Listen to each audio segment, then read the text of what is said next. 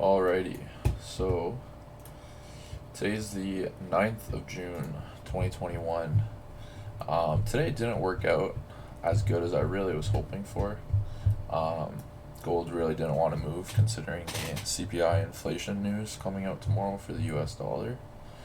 But we'll go over it quickly, see what happens, see what I learned from today. So, if we start on the daily here, this morning before the fake outs happened, this 4 hour high that I have marked here was also today's daily candle's current high. Come down to the 4 hour, you can see this area right here was quite the contention area for 4 hour candles. If you go back here, we had this one that gave a pretty good rejection on the 4 hour time frame. Even further back over here, we have some support, some resistance, some support, a rejection here, and more recently we have all of these candles rejecting off of there. Not only were they not able to close on that level or above that level, but some of them were rejected pretty hard on that level and were sent tumbling. We also had the support right here from these 4 hour candles. So I was mainly looking for a break of this level to fill the wick all the way up to here. This was also our weekly resistance. If you see right here, this was our weekly high, as well as right here. Both these weeks, these candles closed in the same spot, not able to close above these levels. So that tells us that this is a very, very strong area. If I zoom out a bit here, we can see that, as we've discussed in the past couple days videos, we've been very, very bullish. Last week we finally had a bearish close, and not only was it a bearish close, but it had a strong rejection downwards. And this strong rejection tells us that it grabbed all this liquidity, and price still pulled all the way back up here. So this tells us that price really, really, really wants to go up. Technically, it wants to go up, maybe not as much fundamentally. So this was the level that I was aiming for, as I said, with a break of the 4 hour high. So we keep coming down to the 1 hour here, reinforces our idea here. We got all of these candles rejecting off there and not able to break or close above. And for our target, we still have clean traffic all the way up to there, at least up to where these bodies closed. To the bodies, we have about 35, 36 pips, and up to the wick fill, between 70, 75 pips. So this was really, really a trade that I was looking to take today, and that I did try to take a couple times. And quickly before I explain that, as for sells, I was considering sells below this level. As you can see here, this candle was 1 a.m. Last night when I was looking at the Asian session, I was considering sells on breaks below here, because on the 4 hour, again, last night this is where the candle was, and breaks below that, aiming to fill this wick. That ended up happening overnight during pre-London and London session, and it was actually a little bit choppy. So on the lower time frames, at least, it was a little bit choppy. So I'm happy that I did not have to get caught in that, and ended up creating support and moving upwards. So the trades that I tried to take, if we come onto the lower time frames here, again, I was waiting for this level to break. So somewhere around in these candles, I decided I was going to set up a buy stop at 1896.35. So right about where my crosshairs are right now, and that puts me a bit above these wicks, because I was anticipating that if we did break this zone, considering how major of a zone it is and considering how clean this traffic is, especially since this was at 9 o'clock, so it was approaching NYSE during NY Open. So I was expecting it to be an explosion upwards. So that's why I set my buy stop. And what happened is this wick right here ended up just entering me in and literally rejected instantly. Came down. I was like 10, 12 pips down, and at that point I had to close.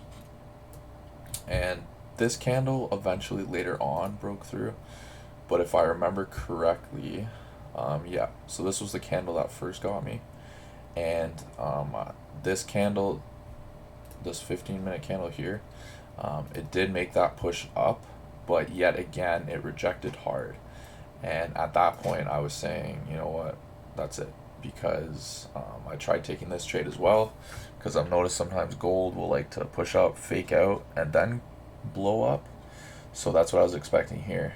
We got our fake out that I got stopped out on. Bullish. We came back, and when this started shooting up past all of these wicks, this was at 9:30, so NYSE open. I was very confident that this time we would continue upwards. And sure enough, same thing happened. Instant rejection. So at that point, I had to call it a day and accept that it wasn't going to work out.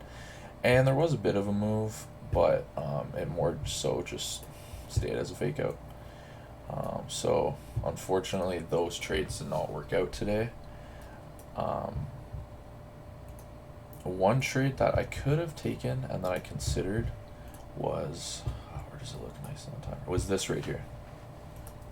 So during the morning here, we came down, we formed support, we started coming up, we got a nice pullback for support to form, had a liquidity grab downwards, continued upwards. I wanted to wait for this area to break here if I was going to take buys through this range, because this was a major support here. As you can see, this was a 4-hour low from the night before. So this candle broke above, rejected a bit. Next one, grabbed some liquidity, closed doji. This candle was an amazing candle. I wish I had entered on, but I was not paying attention, unfortunately, when this occurred. But it's something to note. We grabbed all this liquidity all the way down, and despite how deep this went, still before the 30-minute close, it pulled all the way back up.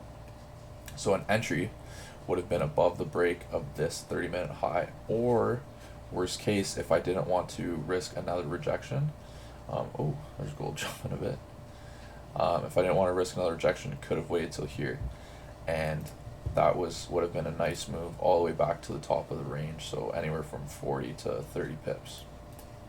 It would have been a nice trade there. Besides that, there really was not very good trades to take. Possibly worth noting the fake out that we had happen. Obviously, we had this breakout and we came crashing down, and when all of these lows got broken right here, an impulse entry could have been taken to continue. Did retrace a bit, but to continue down to the bottom of this range, as we've seen fake outs do countless times. But by that time, it was 10 o'clock. I had put my faith in this trade here, so kind of used up all my bullets at that point. Wasn't able to take this trade, unfortunately. Now, I think the thing to take from today, what I can learn and what we can learn from today, is that we got to be very careful with volatile news coming up, especially with gold. So tomorrow we have the CPI inflation news coming out for the US dollar, and it's expected to exceed expectations, and exceeding expectations, of course, would send gold down.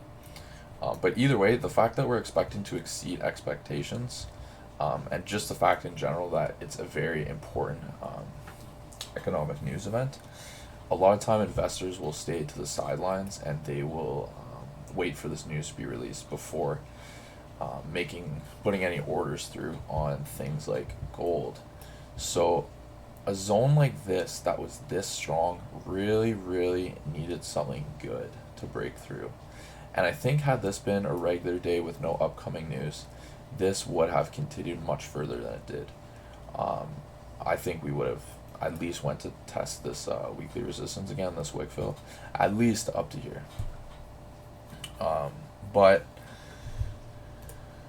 during the Asian session and the London session, we saw that price did not want to do anything. It made this push down, like I said, but it was very, very choppy, and really it didn't go that far. I was expecting maybe to go down here. So this situation here telling us that Asian and London volume failed to send price too far should have made me feel a bit more cautious about whether or not this zone would break. On a regular day, no volume in Asia, no volume in London means we might have crazy volume in New York.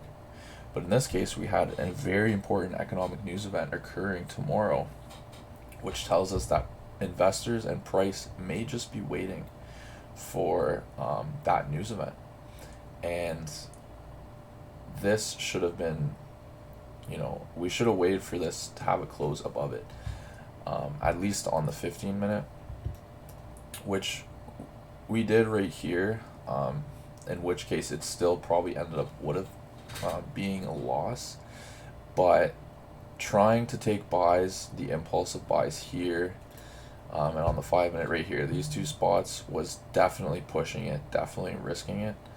On a normal day, I think it totally would have been fine, because breaking daily highs, breaking 4 hour highs on gold during high volatile sessions, it loves to push at least 10-15 pips after breaking those highs, even if it does reject.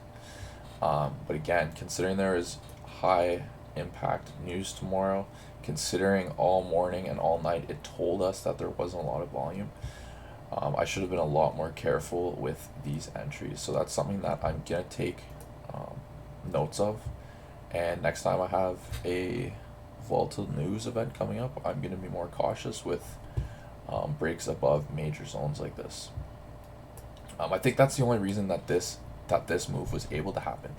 Yes, there wasn't a lot of volume because the market may be waiting for this news, but this zone right here isn't a major zone. We've been traveling through here pretty much for 24 hours now, no problem. It's a messy range, but we are going through it no problem. Here, on the other hand, we were not able to break multiple times on the higher time frames. So this break required a lot more volume than this move. So that's something I'm taking note of, like I said, and it's something everybody should take note of when it comes to upcoming news events, and how you have to be very, very careful when these news events are just around the corner. Anyways, live and you learn. Had a good week up until now, so we'll see what tomorrow brings with CPI, and yep, that's it for today.